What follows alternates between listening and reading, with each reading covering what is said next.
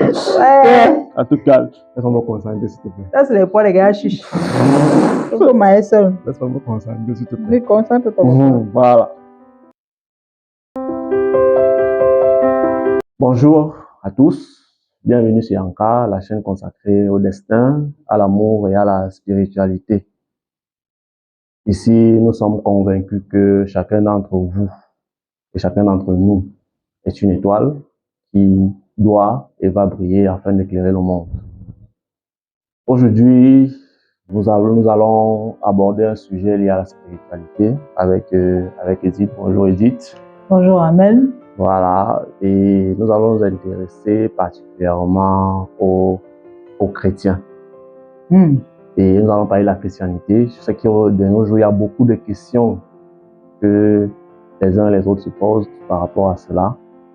Quelqu'un va me demander pourquoi on n'a pas appelé un pasteur, un prêtre ou quelqu'un de ça, mais parce qu'on s'est dit, les personnes qui se posent évidemment les questions, ce sont les chrétiens, ce sont les laïcs. Les laïcs. Donc, qui de mieux qu'une personne laïque comme toi et moi pour mieux répondre à ces questions-là. Nous allons essayer de les aborder. N'oubliez pas de regarder, de noter toutes les questions qui pourraient apparaître après avoir vu cette vidéo, de la partager et aussi de liker et puis de donner la chance à d'autres personnes qui sont encore dans l'ignorance de pouvoir avoir des réponses aux questions qui se posent en leur donnant, en leur partageant et en leur recommandant cette vidéo. Donc, ainsi nous allons donc commencer. Je vais demander. Moi c'est Nexa, pour ceux qui ne me connaissent pas, pour ceux qui sont nouveaux sur la chaîne. Je suis membre de l'équipe Anka. Et de ce pas, je vais demander à Edith, qui a de multitudes de casquettes que vous avez déjà vues sur cette chaîne, mais de se présenter son aspect, je veux dire quoi, religieux ou spirituel, selon ce qui l'arrange. D'accord. Bien, merci Amel pour l'invitation. Je suis Edith Flore Chimusakam. Je suis chrétienne catholique. Alors, j'ai grandi dans la foi chrétienne, mais depuis mes grands-parents, des deux côtés, donc j'avais pas moyen d'échapper.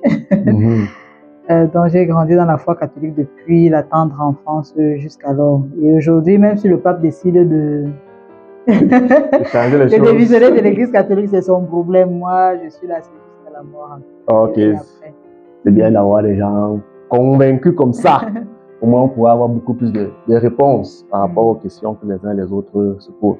Bon, d'entrée de jeu, moi, j'aimerais, avant de revenir sur ton parcours, moi, j'aimerais te demander, pour toi, la chrétienté, c'est quoi?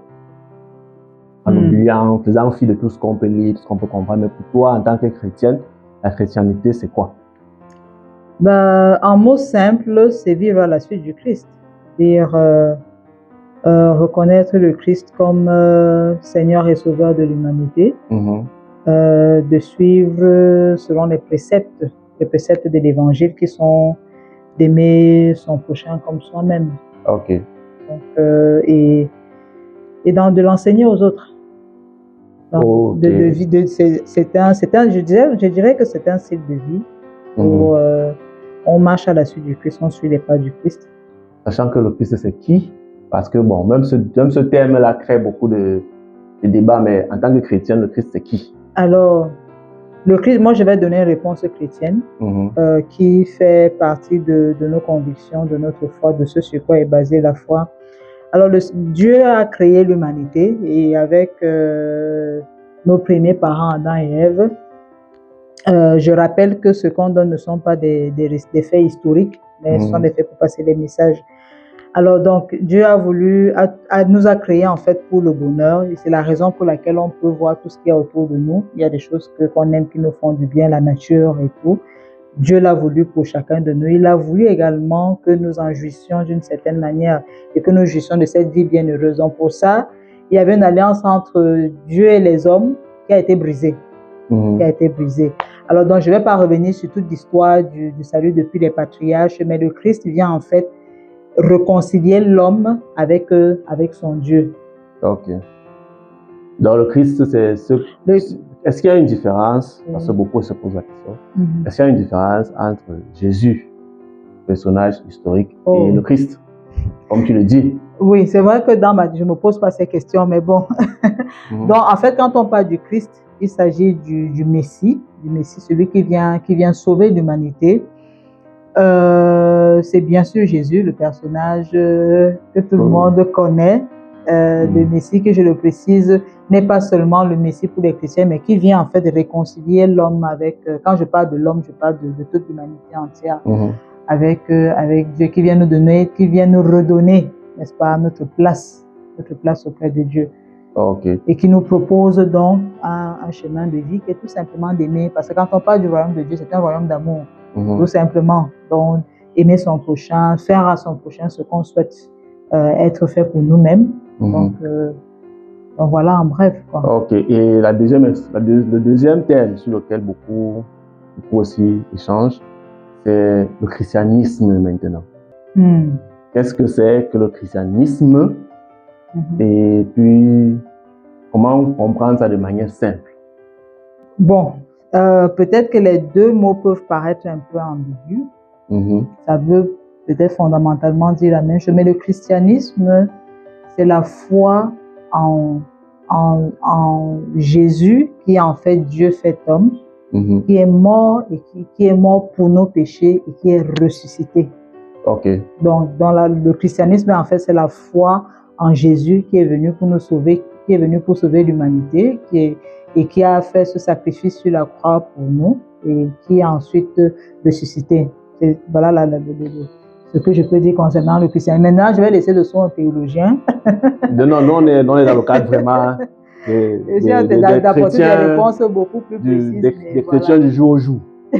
Voilà. Donc, non, on veut les réponses simples. Je ne veux pas les choses de théologie trop compliquées là. On a essayé, ça nous a dépassé. On va y aller terre à terre. Voilà, terre à terre. Donc maintenant, bon, c'est vrai, on dit que la Bible, tu l'as soulevé, la Bible n'est pas un livre d'histoire. Mais quelle est l'histoire du christianisme?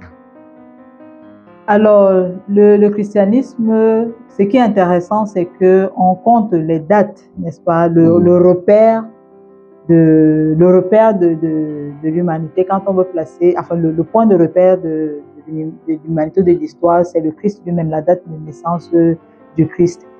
Alors, le christianisme commence aux premières années de notre ère et il a été annoncé des milliers d'années d'avant, et l'histoire du salut commence particulièrement avec Abraham. Ça, c'est environ 1900 ans avant Jésus-Christ, qui a évolué avec les autres, Isaac, Jacob et tous les autres. On peut tracer ça. Alors, le christianisme même vient avec Jésus, qui ensuite fait son sacrifice vers les années 33. Il meurt sur la croix. Après sa mort et sa résurrection, il envoie ses apôtres, n'est-ce pas? Il envoie ses apôtres en mission. Ça, c'est surtout l'épisode après la Pentecôte. Et il leur donne pour mission d'aller dans le monde entier et d'annoncer cette bonne nouvelle. Et c'est quoi la bonne nouvelle? La bonne nouvelle, c'est que le Christ est venu et qu'il nous redonne accès au Père, il nous redonne accès au Dieu, il nous redonne à nous notre dignité d'homme. Donc c'est ce message-là qui est porté, que le christianisme en fait veut porter à l'humanité, qui n'est pas seulement destiné aux chrétiens. Donc c'est comme ça que le christianisme commence. Il commence en Orient. Ensuite, il s'étend jusqu'en Égypte.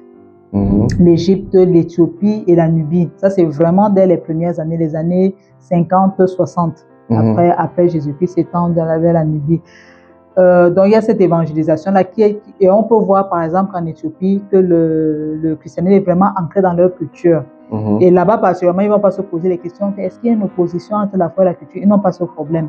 Alors, en Afrique, dans le reste de l'Afrique, le christianisme s'est répandu après, ça c'est après l'Europe qui est arrivée avec le colonialisme, donc, où les mouvements des colons, les colons par moment ils étaient accompagnés des missionnaires qui profitaient des navires qui allaient dans les différentes régions de l'Afrique. Donc ça c'est particulièrement au XVIIIe siècle, si je ne me trompe pas, les années 1700-1800.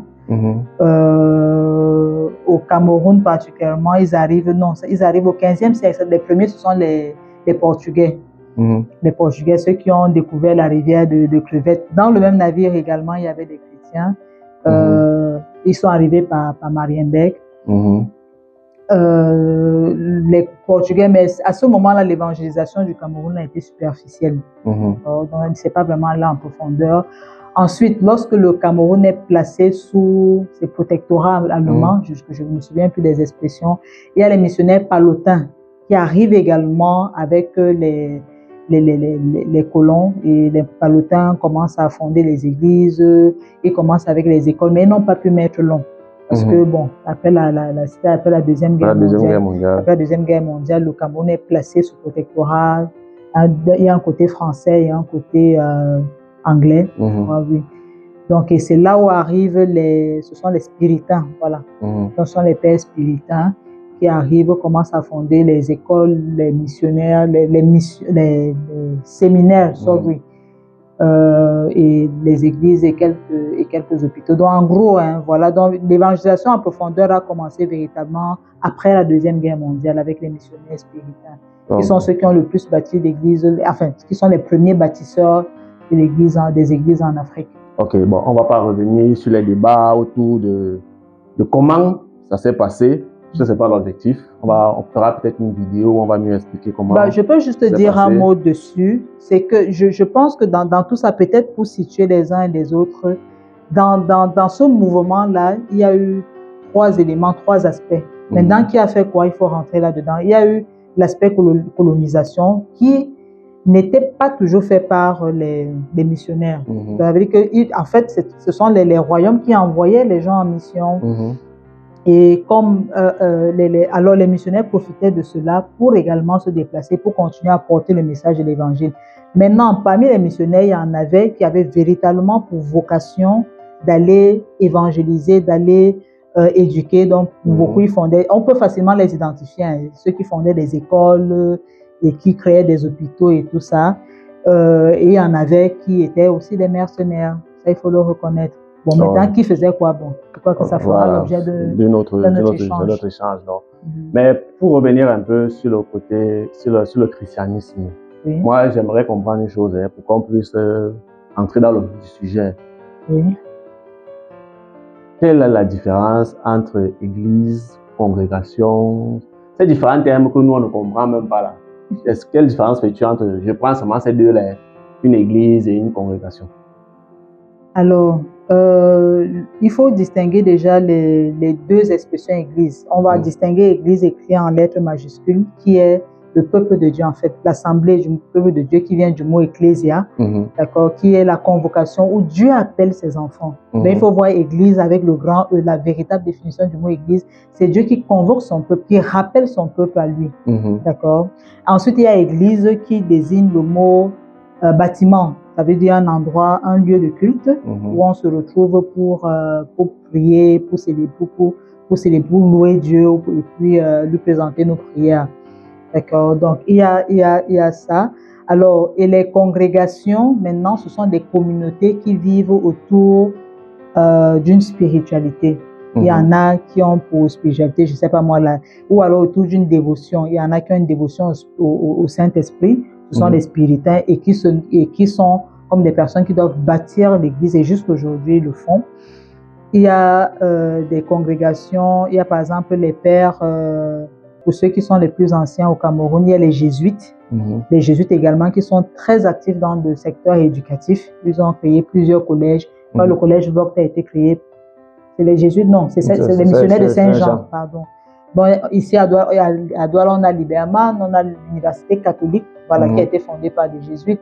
On a la congrégation du Sacré-Cœur. Vous voyez que derrière, après le mot congrégation, il y a un aspect soit du Christ ou de la chrétienté. Ok. Je vais donc revenir un peu sur ton histoire.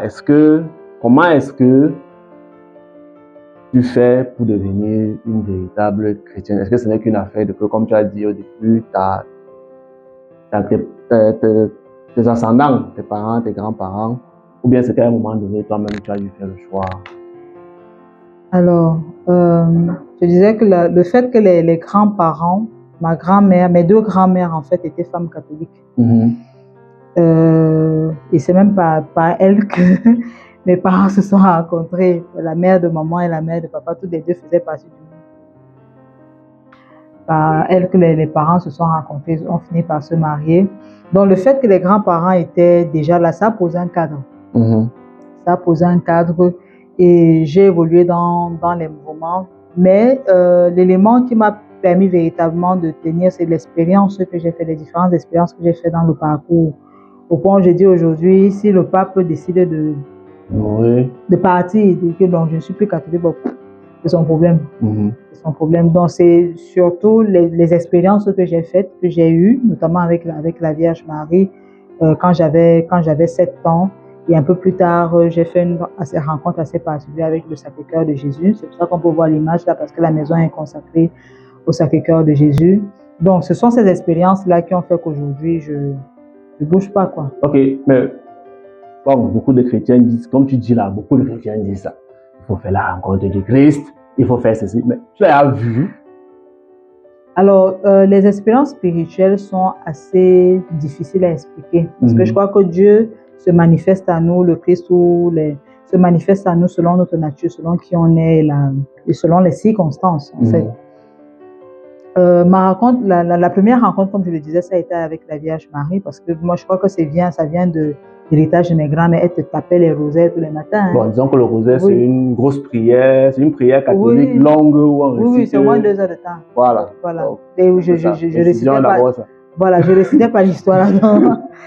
Alors, donc, je me souviens, on était à Chang, à une retraite, j'étais à une retraite spirituelle avec les parents, j'avais 7 ans. Et moi, j'étais dans la chambre, les parents étaient déjà allés pour la messe, ils se levaient plus tôt. Donc, je suis restée dans la chambre et je vois quelqu'un arriver. Mais je ne me suis pas étonnée. Parce que... Toi, tu dormais ou bien... Non, je me suis levée. En fait, j'étais couchée. J'étais couchée et je l'ai vu arriver et je me suis levée. Et je ne me suis pas inquiétée. Je me souviens que je n'ai pas paniqué. J'ai même parlé de ça à d'autres personnes. Ils ont dit que j'hallucinais. On a appelé ça pour les histoires d'enfants. Et puis, j'ai dit, bon, ok, ça va alors. Ok. Donc, j'ai une relation assez particulière avec Marie. Je ne sais pas si je l'ai déjà dit. Quand je grandis, maman me dit, tu sais, je ne suis pas ta vraie mère et je t'ai consacrée à Marie, donc c'est ta vraie mère. Mais elle me disait qu'elle était même fâchée d'un truc. Et moi aussi, dans la famille, il y a mon frère, elle préférait mon frère. Enfin, moi, je savais qu'elle préférait mon frère à moi.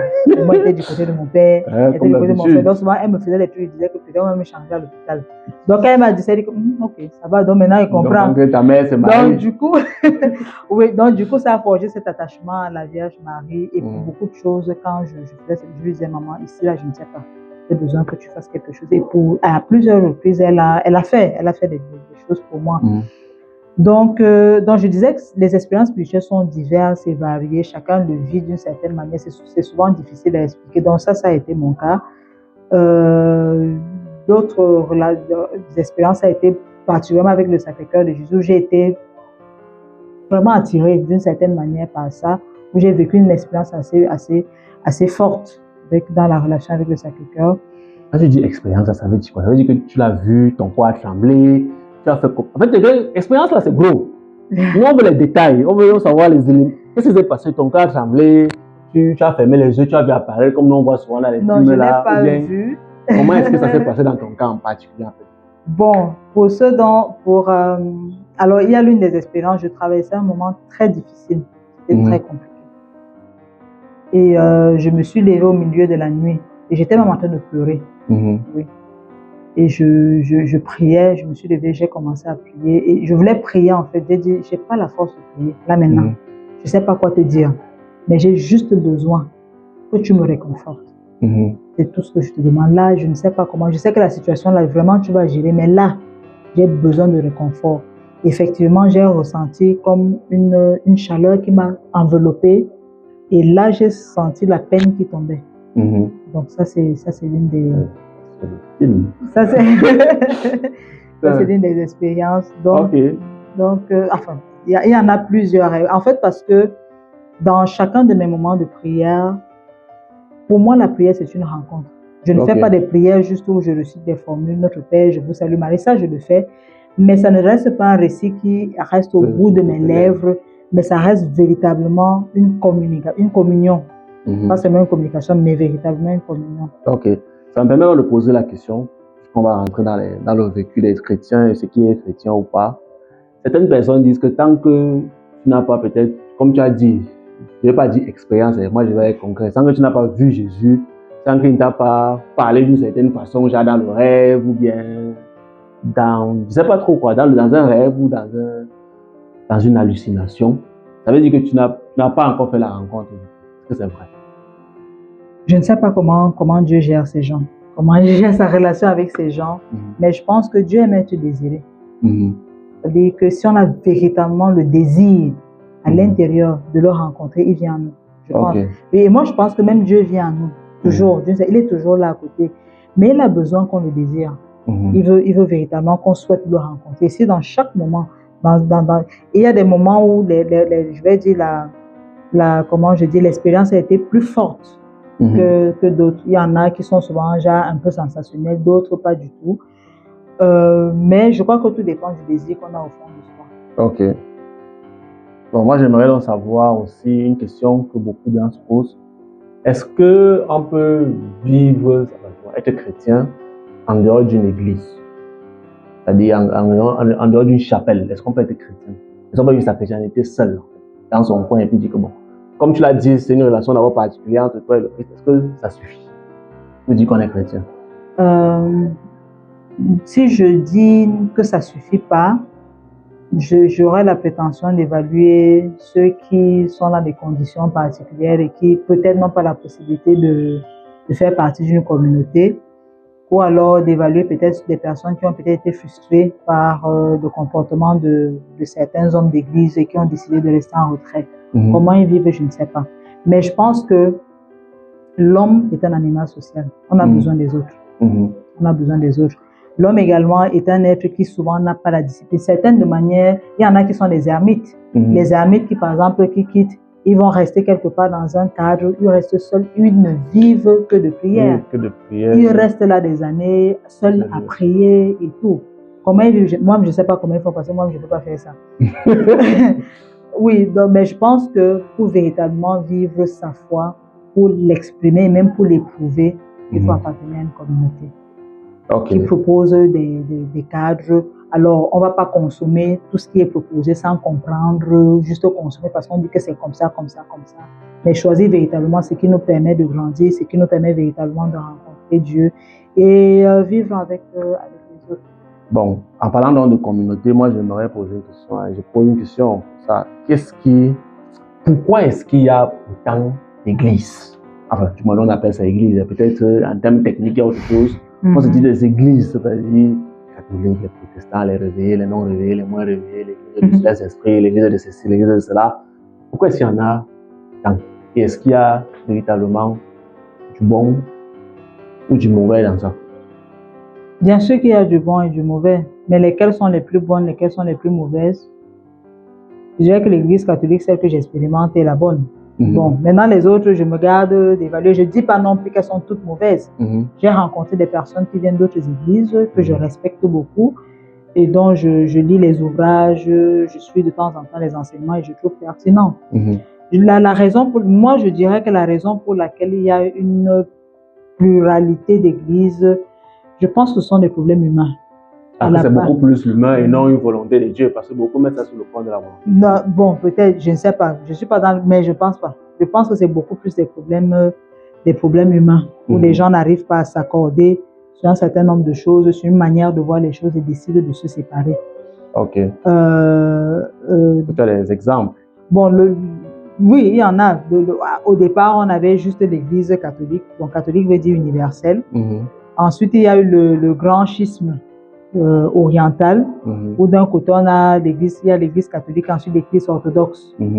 Et ça a été la plus grande division de l'église. Et en fait, la raison de leur séparation, c'était la primauté du pape. Et que les autres estimaient que non, ce n'est pas Pierre, et d'autres estimaient que non.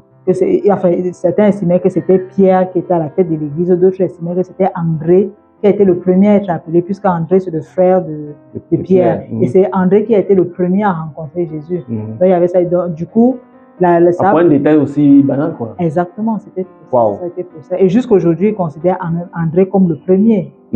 Or, les catholiques considèrent Pierre et maintenant les autres papes comme les successeurs de Pierre. Donc, eux, ils n'ont pas la primauté du pape. Ils vont vous parler des patriarcats et tout ça. Donc, ça a été ça le plus grand schisme. Ensuite, il y a le schisme avec le protestantisme, qui est la naissance du protestantisme avec Luther et ensuite Calvin. Calvin, et de là, il y a eu beaucoup d'autres courants qui se sont faits. Mais moi, quand je regarde les raisons, quand j'ai regardé par exemple l'histoire de Luther, les protestants, je pense que Luther avait un problème personnel qu'il n'arrivait pas à résoudre. Luther était un moine, était un moine bénédictin, si je me souviens bien. C'était un moine. Voilà, c'était un moine et qui s'infligeait des... comment on appelle ça? Qui se fouettait. Qui se flagellait en fait. Qui se fouettait. Oui. Et c'est quelqu'un qui pendant toute sa vie avait du mal, sa vie monastique, avait du mal à reconnaître, à avoir la miséricorde de Dieu. Bon, maintenant, quand il a sorti son traité, le traité où il faisait des remontrances à l'Église catholique, sur certains points, il avait raison. Il avait bel et bien raison. Sauf que l'Église a pris du temps à réagir et tout. On l'a traité de rebelle et tout ça. Tu vois qu'à la fin, même à la fin, il y a d'abord les problèmes humains qui prennent le dessus. Et tout ça. Donc, maintenant, pour toi, en tant que chrétienne, qui vit avec toutes ces multitudes d'églises et tout, parfois même qui nous embêtent, quand on veut dormir, chanter partout, ou pas, est-ce que c'est une bonne chose? Je dirais qu'elle est à la fois bonne et mauvaise.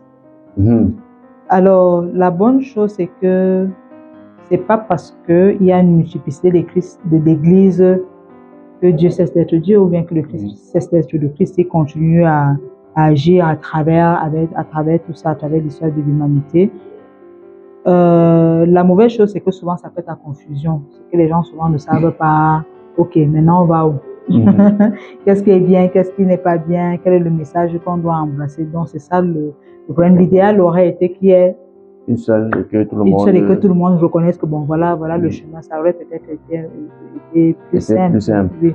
Okay. Donc, mais le problème fondamental reste que beaucoup véritablement n'adhèrent pas au message de l'Évangile, qui est se mettre au service, aimer le prochain, se mettre au service de l'autre.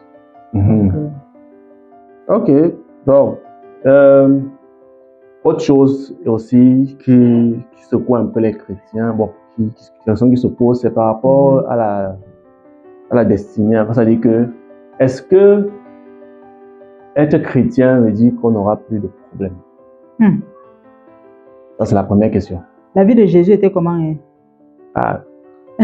était là. On était pas là. Mais au moins, pour ce qu'on raconte, est-ce qu'il était riche? Il est né où?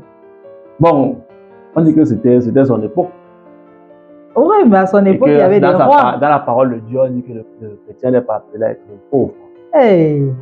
Enfin, du moins, c'est ce qu'on dit. Bon, c'est vrai qu'il y a cet évangile de prospérité qui est né un peu presque au même moment que les discours de développement personnel qui ont dérouté beaucoup de personnes, énormément de personnes. Et je suivais encore un débat il y a quelques mois. En fait, c'était un dialogue entre protestants et catholiques. Et ce qui m'avait marqué, c'est que les protestants qui étaient là disaient que nous sommes calvinistes. Ça veut dire qu'ils sont du courant de Calvin. Et qui décriaient également cet évangile de prospérité, qui disaient non, eux-mêmes ils ne sont pas d'accord avec ça. Avec non, si tu adhères à l'évangile, tu seras plus malade, tu vas te marier, tu vas voyager, tu auras des enfants, tu auras beaucoup d'argent. Non, c'est faux. C'est faux, les difficultés font partie de la vie et font même partie de la vie chrétienne. Donc, c'est pas parce que la foi, et dans la foi chrétienne, on parle des vertus théologales qui sont les vertus fondamentales, la foi, l'espérance et la charité. C'est-à-dire que lorsque j'ai une difficulté, je sais qu'avec ma vertu d'espérance, ça ne s'arrête pas là. Ça ne s'arrête pas là. J'ai perdu un enfant, mais la vie ne s'arrête pas là. La difficulté pour un chrétien doit être vue soit comme un moyen pour Dieu de lui faire passer un message, de lui enseigner quelque chose, ou alors soit de le rendre plus fort. Enfin, derrière chaque difficulté, le chrétien voit toujours quelque chose de plus grand. Même si la difficulté n'est pas toujours évidente à traverser. Mais on sait qu'on n'est pas seul. Ok, c'est vrai que ça me permet ça permet de répondre à la prochaine question que je voulais poser, qui est liée au fait de savoir si partir du moment où tu es chrétien, plus rien de négatif ne peut t'arriver.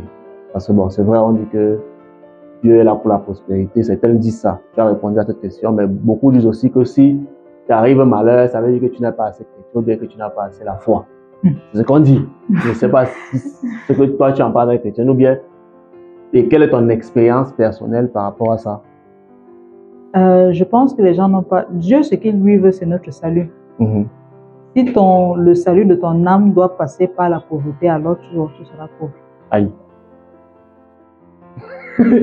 Ok. Donc, si pour te sauver, peut-être que tu peux avoir un accident, je dis n'importe quoi, tu seras un accident. Mais aussi, comme disait quelqu'un, Dieu respecte aussi les lois de la physique, de la chimie. Si tu manges n'importe quoi, tu vas tomber malade. Si tu traverses la route, tu ne prends pas la peine de regarder, la voiture va te cogner. Eh bien, ça c'est ta négligence. D'accord? Si tu te maries pour de mauvaises, si tu te mets en couple pour de mauvaises raisons, tu ne prends pas le temps, je dirais, de discerner, tu auras une catastrophe après. Donc, je crois que Dieu, quand il nous crée, il met en nous un certain nombre de potentiels, il met en nous un certain nombre de talents et tout, que nous sommes appelés à développer pour améliorer notre vie et pour davantage, pour nous associer à son projet de salut, pour avancer pour notre propre salut et celui des autres. Okay. Donc, la difficulté peut faire partir du parcours, simplement. Qu'est-ce que tu penses aussi de ce phénomène où certains disent qu'ils ont perdu la foi? Ou bien qu'ils font une pause dans leur chrétienté? Ça dépend. Moi, je dis Dieu a un parcours avec chacun. Un parcours avec chacun. Même pour les chrétiens, il y a des moments qu'on appelle des moments de sécheresse spirituelle. Le désert. Sécheresse spirituelle, oui, le désert. Ça veut dire que tu es là, tu as l'impression que il n'y a rien, quoi. Et ça t'est déjà arrivé? Bien sûr, bien sûr, oui, hey, ça arrive. Comme toi. Bien sûr, ça arrive. Maintenant, ce qui te fait tenir, ce n'est pas ce que tu as eu comme enseignement, c'est l'expérience. Ah, l'expérience particulière que tu avais? Oui, oui, c'est l'expérience. C'est ça qui te fait tenir. L'expérience ou l'espérance? L'expérience. Ok. L'expérience que tu as eue avec le Christ lui-même ou avec l'expérience que tu as fait dans ta foi personnelle. Oui. Est-ce que véritablement j'ai rencontré le Seigneur? Ok. Est-ce que véritablement je l'ai rencontré? Est-ce que dans mes moments de prière, j'ai véritablement communiqué avec lui? Oui. Donc, les moments de... Alors, ceux qui décident de faire des pauses, ce que je pense, c'est que soit ils n'ont pas fait véritablement d'expérience, soit ça a manqué, soit ça peut être aussi... Ça peut faire partie de leur chemin. Moi, je dis Dieu sait combien il conduit. Quand on dit Dieu appelle au salut, c'est pas seulement les chrétiens. Les chrétiens, c'est juste des personnes qui ont choisi ce carnaval-là. Mais quand on parle d'église au sens global, c'est tout le monde. C'est tout le monde entier. Nous sommes tous des créatures de Dieu. Et Dieu veut notre bonheur. Il veut que nous partageons cette éternité de bonheur avec lui. Et il peut passer par divers chemins pour appeler les uns les autres. C'est comme ça que moi, je vois ceux qui décidaient peut-être à un moment de faire une pause. Peut-être c'est leur trajet. Peut-être qu'ils n'ont pas fait d'expérience, peut-être que... mais au fond, pour un chrétien, ce n'est pas une mauvaise chose. Les gens, toutes personnes se mortifient ou bien se sanctionnent parce qu'à un moment donné, ils sentent qu'ils n'ont plus la foi. Ça, c'est une mauvaise chose. Ça arrive de perdre. Je me souviens quand j'ai fait ma fille, j'ai perdu la foi. J'avais plus envie de prier. Ah, ok. Donc ça peut arriver à tout le monde. Oui, ça peut arriver, mais sauf que moi, l'expérience que j'avais faite avec la Vierge petite était tellement forte qu'à un moment donné, elle me manquait. Ah, ok. J'avais besoin de refaire et c'est comme ça qu'elle me reprend, donc elle me ramène. Ok. Là, maintenant, je comprends. Donc, mais aussi, une autre chose qui fait aussi débat, c'est que, est-ce que, en tant que chrétien, on a plus droit au malheur? C'est-à-dire que, être chrétien, on revient toujours à cette histoire de prospérité, même dans la vie courante. Est-ce qu'être chrétien veut dire qu'on n'a plus de malheur ou que si le malheur arrive, forcément c'est que Dieu a voulu? Moi, je pense que des personnes qui disent ça, c'est des personnes qui sont, on les appelle souvent des bébés spirituels. Ce sont des personnes qui ont des connaissances assez superficielles de la chrétienté. Ce sont des personnes qui ne connaissent pas l'histoire de l'Église et l'histoire des premiers chrétiens. Ce sont des personnes qui ont une vision très limitée de leur vie, qui voient leur vie tourner autour de tout ce qu'on peut avoir sur la terre là. Moi, je dirais qu'ils sont limités à ça. Les difficultés, le malheur et tout ça, ça fait partie du parcours. Et pour répondre à cette question aussi, je dis observez la vie du Christ lui-même. Il est mort comment? Celui qu'il est mort, la façon avec laquelle il est mort, c'était la manière la plus humiliante qui soit. Les autres sont morts comment? Que ce soit Pierre lui-même qui a été crucifié la tête en bas, que ce soit certains ont été brûlés et tout ça, certains ont perdu femmes, enfants et tout. Ça fait partie, mais quand on fait face quand on a un malheur qui arrive pour le chrétien, s'il faut revenir, ils étaient heureux. Moi, je me souviens, je suis allée sur le site des martyrs de l'Ouganda, où il y avait Kizito, Charles Lwanga et tout ça là. Quand on te raconte l'histoire, les gars étaient contents d'être brûlés. Bon. D'accord? Parce qu'ils savaient que pour eux, c'était un passage vers l'éternité. Ils ne voyaient pas au fait qu'ils soient persécutés. Ils voyaient quelque chose de plus loin. Et ils étaient contents que, bon, vous êtes en train de précipiter notre entrée dans l'éternité. Donc, le chrétien a une certaine espérance qui fait qu'il ne voit pas dans le malheur la perte d'un enfant, la perte de l'argent, la perte je sais pas moi, d'un être cher ou d'un conjoint, une fin. Ah, ok. D'accord? Il a cette espérance qui lui dit, bon, oui, c'est arrivé, c'est douloureux, mais la vie, on continue, on avance sur le chemin. Ok. Donc, en fait, une vie de chrétien, c'est une vie où il y a du mal, il peut arriver du malheur. Bien sûr, mais c'est une vie habitée par l'espérance. Ok. Maintenant, donc, est-ce que donc la vie du chrétien, du bon chrétien, comme on dit, n'est que souffrance? Parce que certaines personnes disent que être bon, enfin être chrétien, être un bon chrétien, c'est tout le temps souffrir. Est-ce que c'est ça donc la vie d'un chrétien? Dangote est chrétien catholique. Hein? Bon, on va dire qu'il est entré dans les mauvaises choses. Voilà. Dangote est chrétien catholique. Hein? Et quand je suivais son histoire de près, Dangote, dans la paroisse du Nigeria, a demandé des messes sur plusieurs années. Pour lui. Ok. Pour ses intentions. Je peux te prendre l'exemple de qui encore? Bon. Je ne sais pas, mais... Bon, même de toi-même. Tu n'es pas... Non. Tu n'es pas malheureuse. Non. Enfin, pour le peu que je connais de toi... Voilà, j'ai certes des difficultés comme tout le monde en a, mais je les vis différemment. Ma vie ne se résume pas à ces difficultés-là. Oui, pour chaque difficulté à laquelle je fais face, c'est soit un chemin d'apprentissage, soit c'est une étape par laquelle ça fait partie du parcours. On a des difficultés, pas forcément parce que la vie nous inflige, mais souvent c'est lié aux décisions qu'on prend. Hein. Ok. Oui, souvent c'est ça. Mais donc, moi, je suppose, pour moi, comme tous les autres chrétiens, je suis en pèlerinage. Je suis le pèlerinage, je peux marcher par moments sur des chemins pierreux, ou par moments je peux me blesser, je peux être fatigué, je peux être malade, mais le chemin ne s'arrête pas là. Bon, ça dit donc que pour un bon chrétien, le malheur, je ne vais pas dire que ça n'existe pas, mais il est censé affronter ça avec beaucoup de joie. Parce que je me souviens une fois, on avait vu une maman qui était chrétienne, très engagée, mais qui face à un malheur, c'était la perte de son mari, s'est mise à pleurer franchement. Et bon, les gens lui ont dit que si tu étais une vraie chrétienne, c'est que tu ne pleurais pas, tu comprenais que c'est le chemin de Dieu et que tu... Non, ça les sorciers. Le mal, donc, ça fait mal. Est-ce que ça veut dire que tout ce qui va t'arriver, tu vas te marier? Non. On est humain. Ok. On est humain. Ce n'est pas parce que je suis chrétienne que si je suis malade, je ne me sens pas mal. Ou alors, si je perds un être cher, je ne vais pas pleurer. D'accord? Ok. Sauf que j'ai le temps de faire mon deuil, de passer la difficulté, mais je ne m'arrête pas là. Ok. Bon, on va un peu essayer d'avancer. D'accord. Bon, je parle maintenant au niveau du vécu du chrétien par rapport aux déviances actuelles. Toi, Aujourd'hui, toi, en tant que chrétienne, comment est-ce que tu fais face? Parce que c'est que beaucoup, on l'a constaté, beaucoup finissent par flancher. Mais face aux défiances du monde actuel, je parle de tout ce qui est mauvais, le SAD, comme on l'a dit, sexe, alcool, drogue, la corruption, les difficultés, les divisions dans les familles. Toi, aujourd'hui, en tant que chrétienne, comment est-ce que tu vis ça? Et comment est-ce que tu fais pour surmonter ça?